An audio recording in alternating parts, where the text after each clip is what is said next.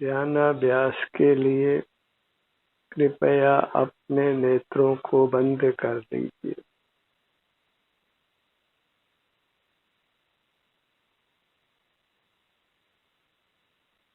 सिर से पांव तक आपकी अमूर्त काया अमृत रूप है, परमात्मा रूप है, लोक का सर्वोत्तम पदार्थ है, सेवन करने योग्य है, जिसके सेवन से, अनुभव से, संवेदन से सर्व दुखों की निवृत्ति होकर उत्तम अविनाशी सुख की प्राप्ति होती है। इसलिए अपने सिर से पांव तक अपने क्षेत्र से, अपनी उत्तम काया से जुड़कर रहिए।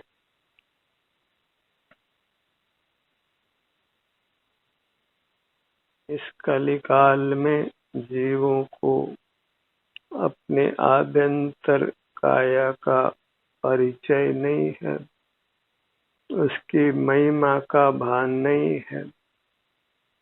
परस्पर एक दूसरे को पर पदार्थ सेवन करने का ही उपदेश देते हैं।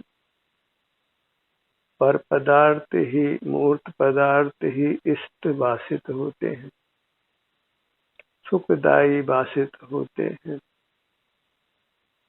जो सुख स्वभावी नहीं है, जड़ है, अचेतन है, चेतन को उनकी ही महिमा आ रही है, परस्पर उसी का उपदेश दे रहे।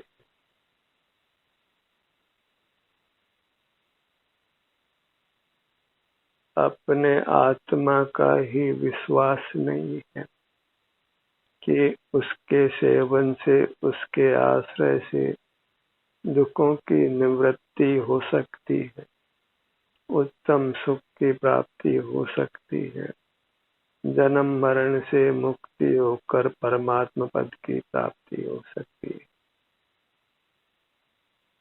ध्यानाभ्यास का ये कार्यक्रम अपनी उत्तम काया की अर्थात अपनी ही महिमा लेने के लिए है, उसी के प्रति विश्वास जागृत करने के लिए है। दुख में सुख में हमने उसी का सेवन करना, उसी के सन्मुख रहना है।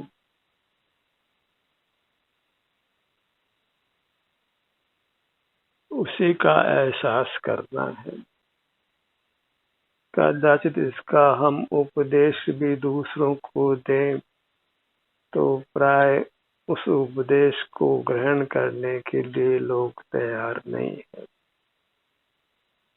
इसलिए दूसरों को उपदेश देने के बजाय हमको ही अपनी अमूर्त काया का सेवन, अनुभव, वेदन करते हुए रहना है और अपने को दुखों से बचा कर रखना है, उत्तम सुख प्राप्त कराना है।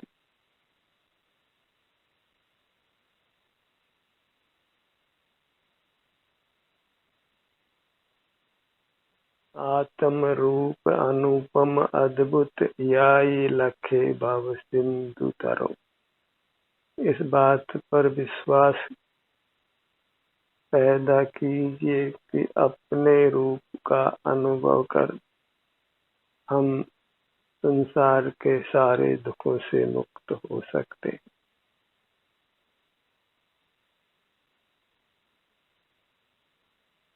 अपना ही सेवन करते हुए रहिए।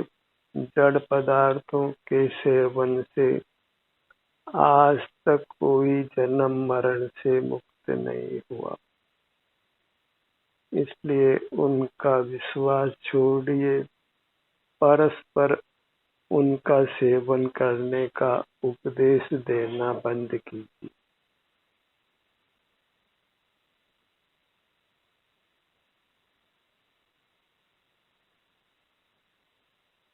बाह्य पदार्थों में इष्ट बुद्धि, हित बुद्धि, सुख बुद्धि छोड़ना है, अन्यथा हम बहिर्मुखता को मिटा नहीं सकते हैं, इंद्रिय जय नहीं कर सकते हैं, संयम अंगीकार नहीं कर सकते हैं, अपने को दुखों से नहीं बचा सकते।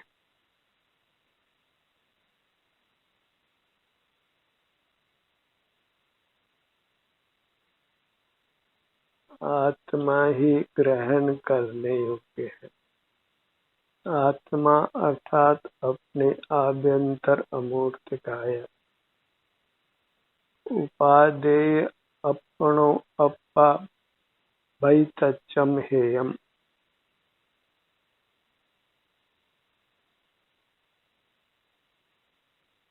अपनी आत्मा ही ग्रहण करने योग्य है, बाह्य पदार्थ त्याज्य है।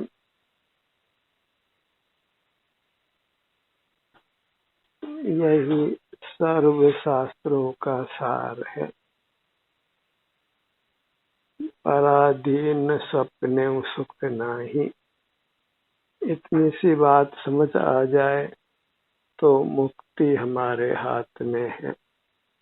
फिर पर पदार्थों का परस्पर उपदेश देना समाप्त होगा। पर दौवा दो दुगई, स्वदौवा दो सुगई। पर द्रव्य के आश्रय से दुर्गति है, स्वद्रव्य के आश्रय से सुगति है। वृथा ही दूसरों को पर पदार्थों का सेवन करने का उपदेश देकर अपना संसार मत बढ़ाइए, क्योंकि दूसरे तो पर पदार्थों का सेवन करें ना भी करें, पर यदि हम उनका उपदेश देते हैं तो हम तो अवश्य ही फिर पर पदार्थों के सेवन से अपने आप को मुक्त नहीं कर सकते। और पर पदार्थ तो विषय है, और विषय सेवन से जीव का अहित ही होता है, हित नहीं होता है। और पदार्थों से सुख होने का भ्रम सारा जगत ही फैला रहा है, चाहे वो पढ़ा लिखा हो या गरीब हो। और सुख प्राप्त करने की तो लोक में कोई पढ़ाई ही नहीं है। जो कुछ पढ़ाई है वह धन कमाने के लिए है। धन से ही सुख होगा ऐसी बुद्धि है, और धन तो पड़ा रह जाता है और जीव दुख पाके मर ही जाता है। धन कमाने के बजाय अपने चिदतन को कमाइए। Earn your spiritual body which is always with you। बस उसकी ओर दृष्टि मात्र करना है, और फिर सुख तो स्वमेव ही अनुभव में आने लगता है।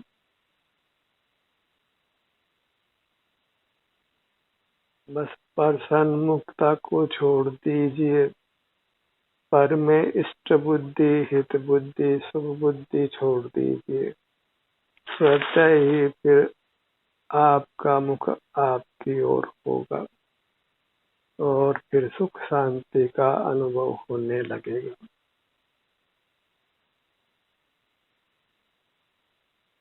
लोक भाषा बोलना बंद कीजिए, जिसमें पर पदार्थों का ही उपदेश होता है। दूधो नाहो पूतो फलो, बाह्य पदार्थों के लाभ को ही जगत लाभ मानता है, और पर पदार्थों की उपलब्धि को मनाता है। मिठाई परस्पर बांटे,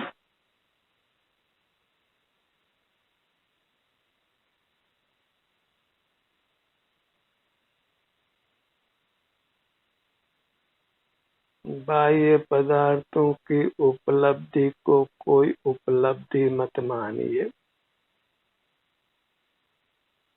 अपनी उपलब्धि ही उपलब्धि है। बाह्य पदार्थों की उपलब्धि में संसार में ही परिभ्रमण होता है और अपनी उपलब्धि में तो परमानंद की प्राप्ति होती है, परमात्मा पद की प्राप्ति होती है। और अपने को पाने का उपदेश देना भी व्रत है, क्योंकि ये जगत अपने को पाने के लिए तैयार ही नहीं है, क्योंकि उसको पर को पाने से ही फुर्सत नहीं है। पर पदार्थ अनंत हैं और अनंत को पाना संभव नहीं है। 99 के फेर में सब लगे हैं, कहीं भी कुछ लाभ होता है पर पदार्थ का तो फिर उसके प्रति लोभ जागृत होता है और पुनः पुनः वह उस लाभ को ही पाना चाहता है। और अपने सन्मुख होने से होने वाली शांति के लाभ को ये जीव पहचानता ही नहीं, उसका लोभ इसको जागृत ही नहीं होता है। उस अपने सन्मुख होने के लिए मानो वह पंगु ही रहता है। स्वार्थ साधे 5 पांव तू परमार्थ को लूला रे, भगवंत भजन क्यों भूला रे। आप ही भगवंत है, अपनी चिन्ह मूर्त जो सिर से पांव तक है अमूर्त है, वही भगवंत है। बाहर में मंदिरों में तीर्थों में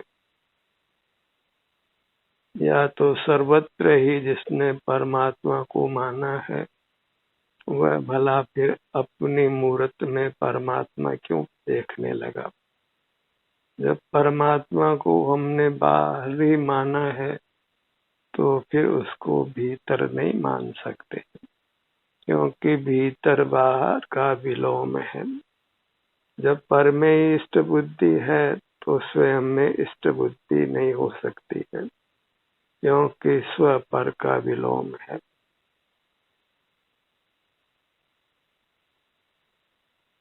हमें दृढ़ निश्चय करना होगा, अपनी महिमा लेनी होगी और सकल पर पदार्थों की महिमा छोड़नी होगी। जड़ पदार्थ तो सुख स्वभावी ही नहीं है और अन्य जीवों का सुख हमारे अनुभव में आ नहीं सकता है, तो फिर हमको अपनी ही शरण रहती है। कदाचित कमजोरी वशम पर पदार्थों का सेवन करें, पर वृथाई दूसरों को पर पदार्थों का सेवन करने का उपदेश देने का पाप हम क्यों बांधते हैं, मौन क्यों नहीं रह लेते हैं। और मौन रहना तो धर्म का अभिन्न अंग है। हम एक साथ पर पदार्थों का सेवन नहीं छोड़ सकते हैं, पर उनमें सुख बुद्धि तो एक साथ ही छोड़ सकते हैं। और जब पर पदार्थों में सुख बुद्धि छोड़ देते हैं, उनमें परत्व कर लेते हैं, तो सहज ही उनका सेवन भी फिर छूटने लगता है। और पर पदार्थों में सुख बुद्धि छोड़ने के लिए उसके विलोम रूप स्व पदार्थ में हित बुद्धि करना है, सुख बुद्धि करना है, आत्मीयपना प्रकट करना है। सिर से पांव तक ये अमूर्त काया ही मैं हूँ, यही मेरी निधि है, जिसको मुझे संभाल कर रखना है और जिसी का ही सेवन करना, तो फिर जगत का संबंध स्वमेव छूट जाएगा। तो जगत के साथ संबंध करना माने कर्म के साथ बंधना।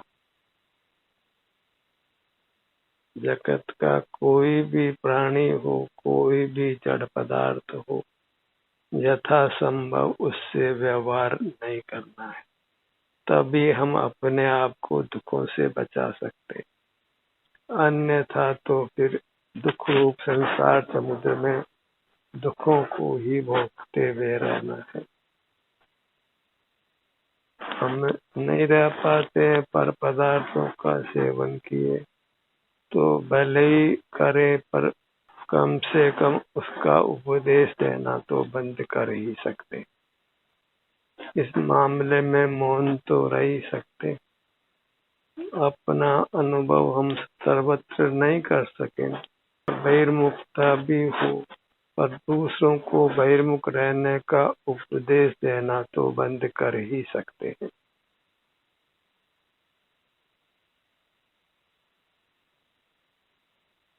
दूसरों को उपदेश देने के बजाय उपदेश को ग्रहण करना ही अच्छा है। और कदाचित दूसरों को उपदेश दिया जाए तो अपनी भावना पुष्ट करने के लिए देना है।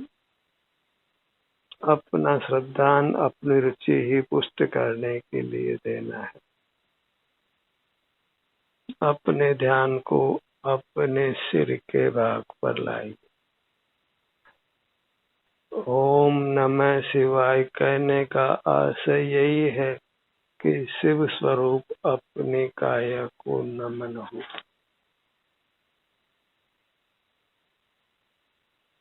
जिसके प्रति हम नमते हैं वह स्वयं है या पर है, यह विचार करना आवश्यक है, क्योंकि अपनी ओर झुकने से ही हमारा हित होने वाला है। अपनी महिमा ग्रहण कर अपने को नमन करने से ही हम अंतर्मुख हो पाएंगे। और पर की जहाँ महिमा है वहाँ फिर सहज वृत्ति परोन्मुखी होगी, और फिर परोन्मुखता का फल संसार है। मनुष्य जन्म वेश कीमती है और उसके कुछ क्षण ही हमको मिलते हैं, इसलिए मनुष्य भाव के प्रत्येक क्षण को आत्महित में लगाना है, उससे संसार नहीं बढ़ाना। इस मनुष्य भाव में जहाँ जीव परमात्मा पद को पा सकता है अपनी आराधना करके, वही ये पर की आराधना करके दुर्गति का मन भी यही कर सकता है। जो जितना ऊपर चढ़ सकता है वह उतना ही नीचे भी गिर सकता है। ये बात सदा ध्यान रखने योग्य है। यदि हम अंतर्मुख नहीं होते तो फिर बहिर्मुखता भी विशेष होती है और उससे संसार भी अति दीर्घ होता है। पशु पक्षी बाह्य पदार्थों का सेवन भले ही करते हो, पर वे बाह्य पदार्थों के सेवन का उपदेश नहीं देते, पर पदार्थों में इष्ट बुद्धि का चिंतन बार बार नहीं करते, उनका परिग्रह भी वे नहीं करते हैं। स्वानुभव रूप रहना ही हमारे हित में है, उसी से हमको सुरक्षा कवच मिलती है, दुखों से हमारी रक्षा होती। बाहर में भले ही कुछ लाभ हो अर्थ का या अर्थ की हानि हो, वास्तव में उसमें हमारा कोई अधिकार नहीं है। धन कमाने के लिए निकलता है, बुद्धि भी लगाता है, श्रम भी पूरा करता है और अपनी मूल पूंजी ही खो देता है। लाभ कमाना तो दूर रहो। क्योंकि पर पदार्थ हमारे अधीन परिणमन नहीं करते, हमें उनको अधीन करने का प्रयास करते हैं, पर वे कदापि हमारे अधीन नहीं होते। हम ही स्ववश हो सकते हैं, अपने अमूर्त काया के वश में आकर उसके सन्मुख रह सकते हैं। वही करने योग्य, अपने ही वश में रहिए, अपने पर ही मुग्ध होकर अपने सन्मुख रहिए। और द्रव्य ते भिन्न आप में रुचि सम्यक तो भला है। आप रूप को जान पनो सो सम्यक ज्ञान कला, और आप रूप में लीन भये तिर सम्यक चारित्र सुनी।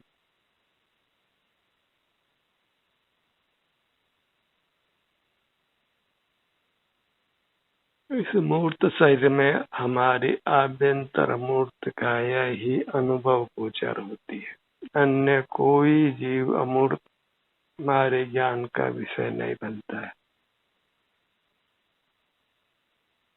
चाहे संसारी जीव हो कि मुक्त जीव हो, उनकी अमूर्त काया को ज्ञान में लेना संभव नहीं है।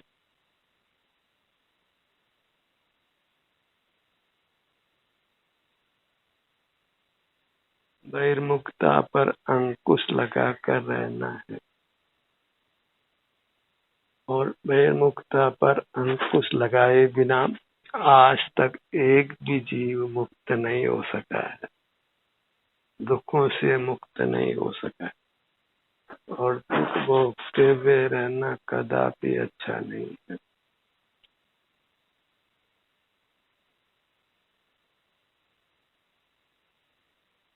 अपने ध्यान को अपने ललाट भाग पर लाइए, और ये अपने ध्यान को अपने आभ्यंतर काया पर लाना कोई दुष्कर कार्य भी नहीं है, कोई कठिन कार्य भी नहीं है, कोई पूंजी की आवश्यकता भी नहीं है।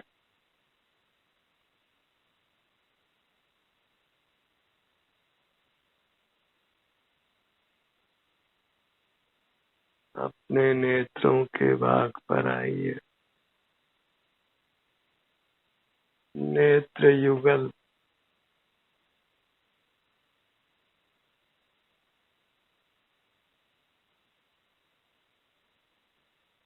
अपने नयनों में खिंचाव पैदा कीजिए।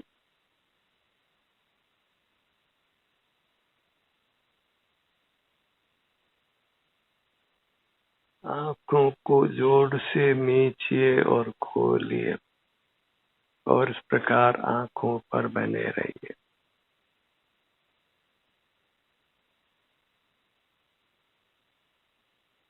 जो कुछ करना है वह अपने शरीर के लिए करना है, और उसके लिए बस अपने शरीर के सन्मुख रहना है।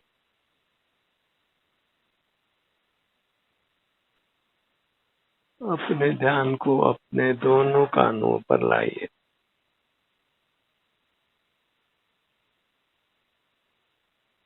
अपने आश्रय से मुझे मुक्त होना है, बार बार इस लक्ष्य को याद रखिए।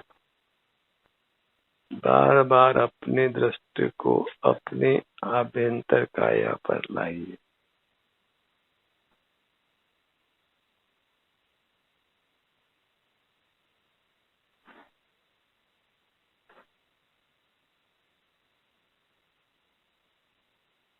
अपने नासिका भाग पर आइए।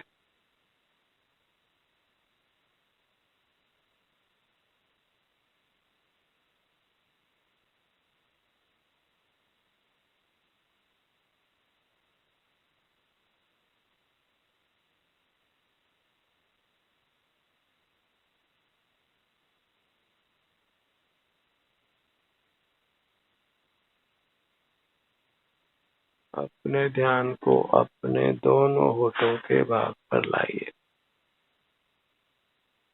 हर भाग में कोई विशिष्ट संवेदना मिलती है।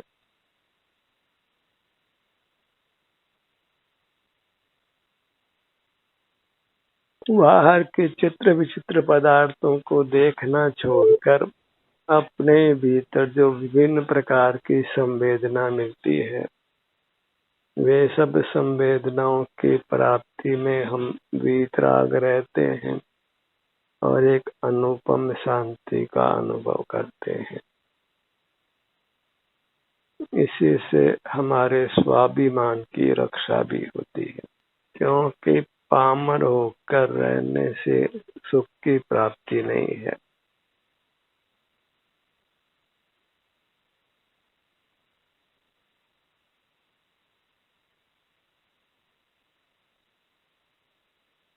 अपने मुख के भीतर तालु भाग पर आइए। जीवा पर ध्यान को लाइए और जीवा को तालु भाग से लगा कर रखिए। ये खेचरी मुद्रा है। जितना इस मुद्रा में हम रह सकते हो उतना रहिए।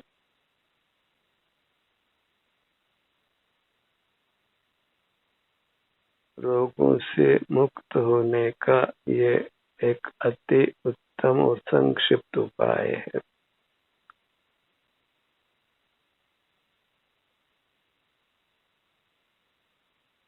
कंठ के भाग पर आइए। गर्दन का भाग, सीने का भाग और पेट का भाग,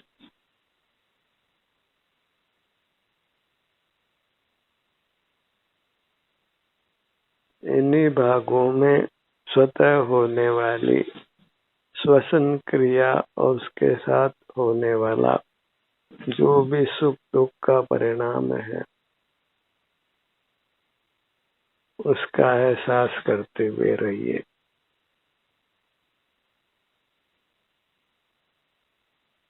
प्रमाद में नहीं रहना है। बहिर्मुखता में जो पराश्रय होता है उससे अपने आप को छुड़ाना है। ध्यानाभ्यास का ये सत्र आपके सहयोग से सुखद रूप से संपादित हुआ। इसके लिए आपको धन्यवाद।